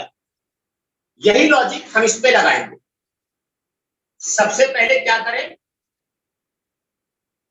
y is equal to F X लिखा, एफ एक्स की वैल्यू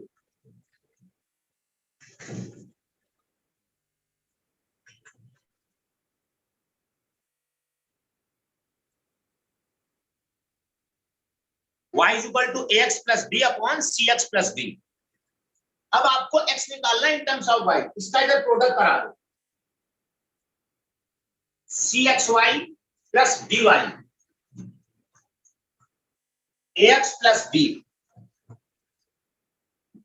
इस x को इधर लाओ, y को इधर ले जाओ, x common, cy minus a b minus dy, इसे डिवाइड कर दो, x आ गया इन टर्म्स ऑफ y।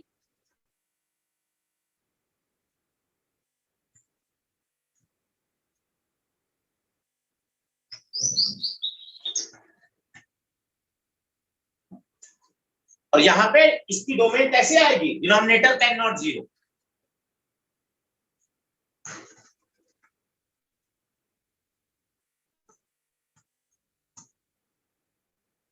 तो इसकी रेंज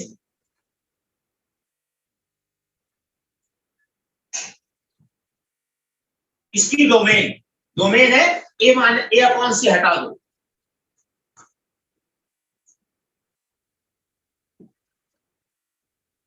यहां तक पहले नोट कर लो, फिर मैं कुछ बोलूंगा।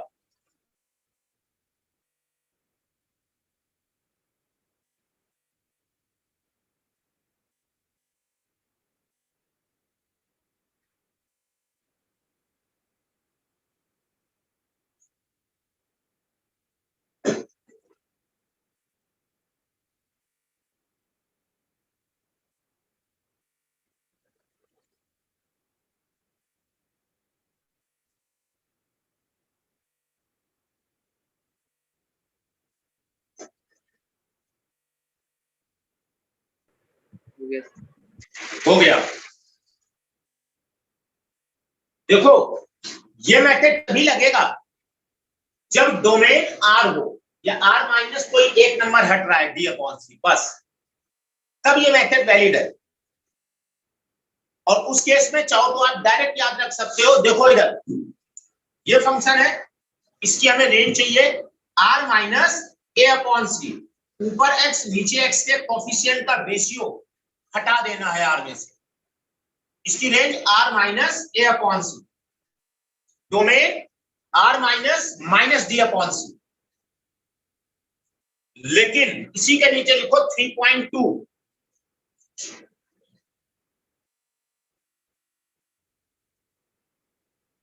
या इसी के अंदर लिखा रहे 3.1 के अंदर लिखो। मान लो ये एफ एक्स है, लीनियर अपॉन लीनियर, लेकिन एक्स आर नहीं है, एक्स हमने कुछ दे दिया अल्फा से बीटा,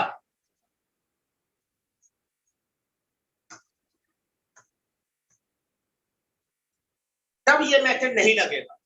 अगर हमने डोमेन को बाउंडेड कर दिया तो ये मेथड नहीं लगेगा। फिर मेथड कौन सा लगेगा, डिफरेंशिएशन मेथड, जो अभी पहले सीखा था, इसको डिफरेंशिएट करो।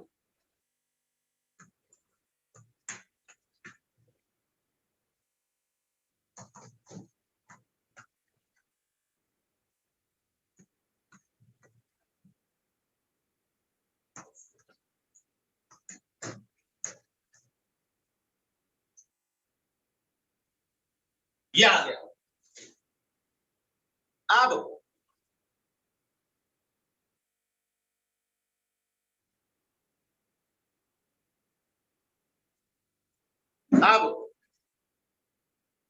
ये देखो क्या लिखा है, ACX cancel, AD minus BC,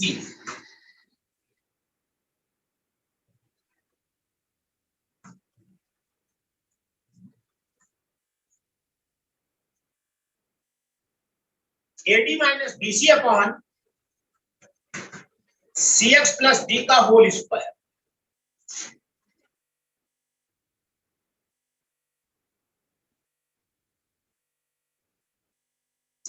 अब यहां से सुनो, अगर एडी माइनस बीसी पॉजिटिव है, ये हमेशा पॉजिटिव,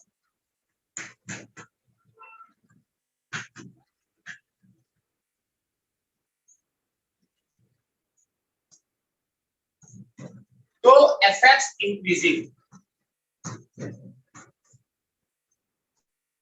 इंक्रीजिंग, और अगर एफएक्स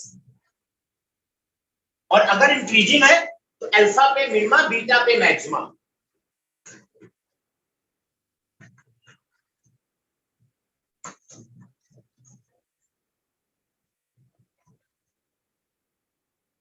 ये आ जाएगा। अगर AD minus BC decreasing negative आ गया तो ये डिक्रीजिंग हो जाएगा।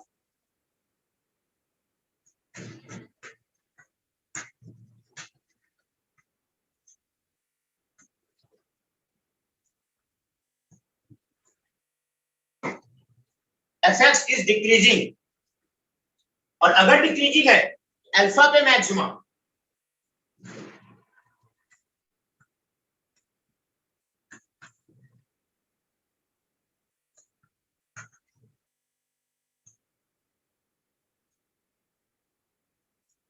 और अगर डेरिवेटिव जीरो आ गया, ये फंक्शन कांस्टेंट हो।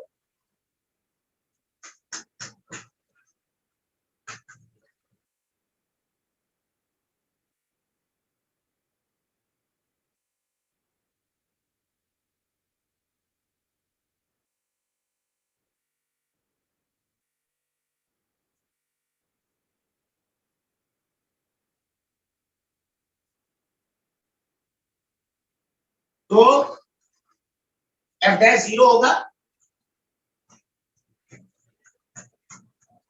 और एफ एक्स कॉन्स्टेंट होगा।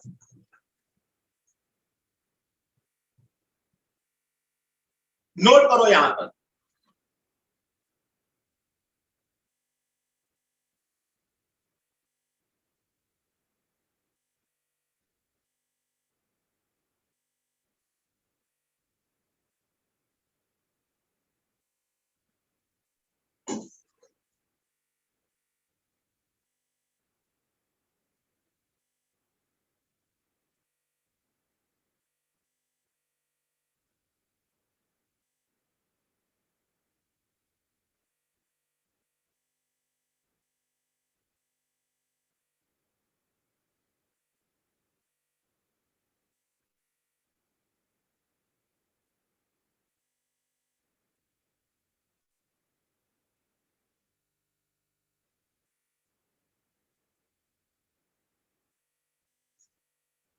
डन।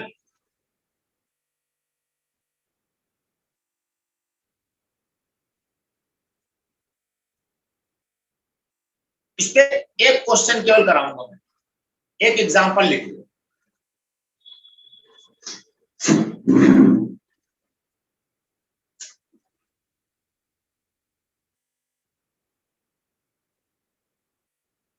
एग्जांपल लिख सकते हो आप।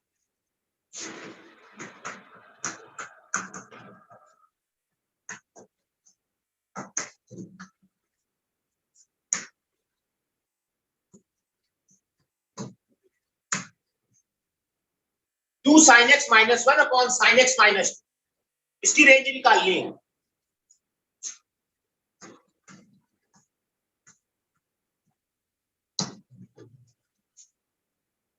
ध्यान से देखना हम इसको कैसे करेंगे। इसको हमने टी में कन्वर्ट कर लिया, एफ टी, साइन एक्स को टी,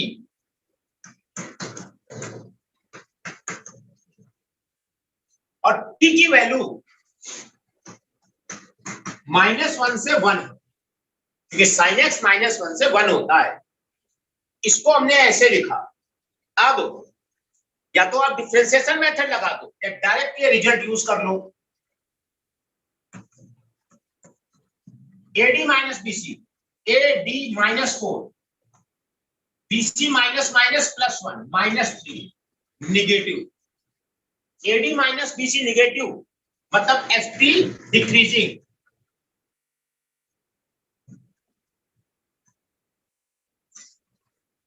अगर T -1 से 1 है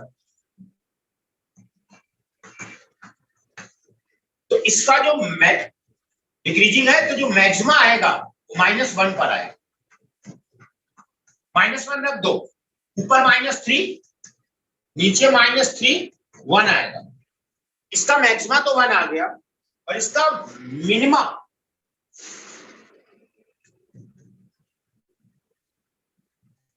वन पर आएगा। 1 पर ये आएगा, ऊपर 1, नीचे -1, -1, तो मैक्सिमा 1, मिनिमा -1। तो इसकी रेंज क्या कह दें? इसकी रेंज कहेंगे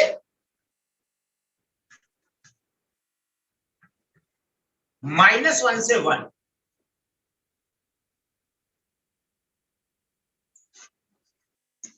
नोट करो इतना।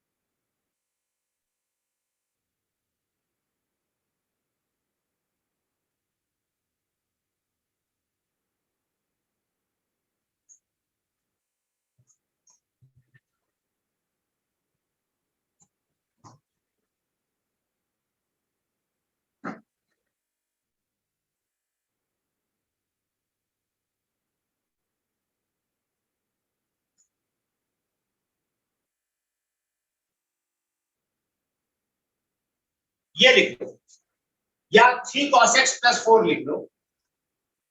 ये लिख लो, fx 2 cos x - 1, 3 cos x + 4। Find range.